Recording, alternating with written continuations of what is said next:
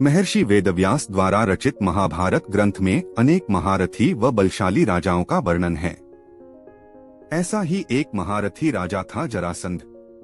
उसके जन्म व मृत्यु की कथा भी बहुत ही रोचक है। जरासंध मगध यानी वर्तमान बिहार का राजा था। वह अन्य राजाओं को हराकर अपने पहाड़ी किले में बंदी बना लेता था।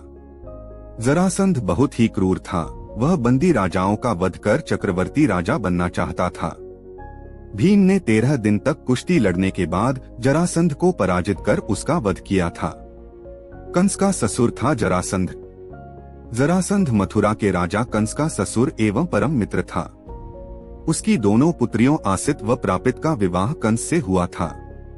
श्री कृष्ण से कंस वध का प्रतिशोध लेने के लिए उसने 17 बार मथुरा पर चढ़ाई की, लेकिन हर बार उसे असफल होना पड़ा। जरासंध के भय से अनेक राजा अपने राज्य छोड़कर भाग गए थे। शिशुपाल जरासंध का सेनापति था।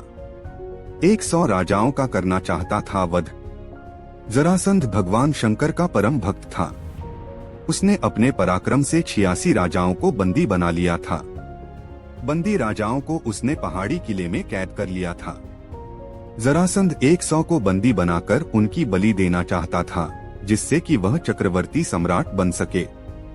ऐसे हुआ था जरासंध का जन्म। मगध देश में बृहद्रथ नाम के राजा थे।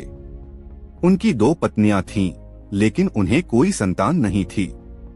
एक दिन संतान की चाह में राजा बृहद्रथ महात्मा चंडकौशिक के पास गए और सेवा कर उन्हें संतुष्ट किया। प्रसन्न होकर महात्मा चंडकौशिक ने उन्हें एक फल दिया और कहा कि ये फल अपनी पत्नी को खिला देना, इससे तुम्हें संतान की प्राप्ति होगी। राजा बृहद्रथ की 2 पत्नियां थीं। राजा ने वह फल काटकर अपनी दोनों पत्नियों को खिला दिया। समय आने पर दोनों रानियों के गर्भ से शिशु के शरीर का एक एक टुकड़ा पैदा हुआ। रानियों ने घबराकर शिशु के दोनों जीवित टुकड़ों को बाहर फेंक दिया। उसी समय वहां से एक राक्षसी गुजरी। उसका नाम जरा था। जब उसने जीवित शिशु के 2 टुकड़ों को देखा तो अपनी माया से उन दोनों टुकड़ों को जोड़ दिया और वह शिशु एक हो गया। एक शरीर होते ही वह शिशु जोर जोर से रोने लगा। बालक की रोने की आवाज सुनकर दोनों रानियां बाहर निकली और उन्होंने उस बालक को गोद में ले लिया। राजा बृहद्रथ भी वहां आ गए और उन्होंने उस राक्षसी से उसका परिचय पूछा। राक्षसी ने राजा को सारी बात सच सच बता दी। राजा बहुत खुश हुए और उन्होंने उस बालक का नाम जरासंध रख दिया, क्योंकि उसे जरा नाम की राक्षसी ने संधित यानी जोड़ा किया था। भीम ने ऐसे किया था जरासंध का वध। जरासंध का वध करने के लिए भगवान श्री कृष्ण ने योजना बनाई। योजना के अनुसार श्री कृष्ण, भीम व अर्जुन ब्राह्मण का वेश बनाकर जरासंध के पास गए और उसे कुश्ती के लिए ललकारा। जरासंध समझ गया कि ये ब्राह्मण नहीं है। जरासंध के कहने पर श्री कृष्ण ने अपना वास्तविक परिचय दिया। जरासंध ने भीम से कुश्ती लड़ने का निश्चय किया। राजा जरासंध और भीम का युद्ध कार्तिक कृष्ण प्रतिपदा से 13 दिन तक लगातार चलता रहा।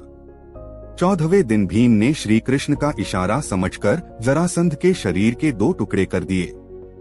जरासंध का वध कर भगवान श्री कृष्ण ने उसकी कैद में जितने भी राजा थे सबको आजाद कर दिया और कहा कि धर्मराज युधिष्ठिर चक्रवर्ती पद प्राप्त करने के लिए राजसूय यज्ञ करना चाहते हैं।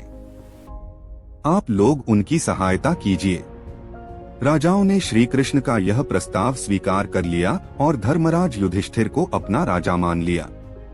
भगवान श्री कृष्ण ने जरासंध के पुत्र सहदेव को अभयदान देकर मगध का राजा बना दिया।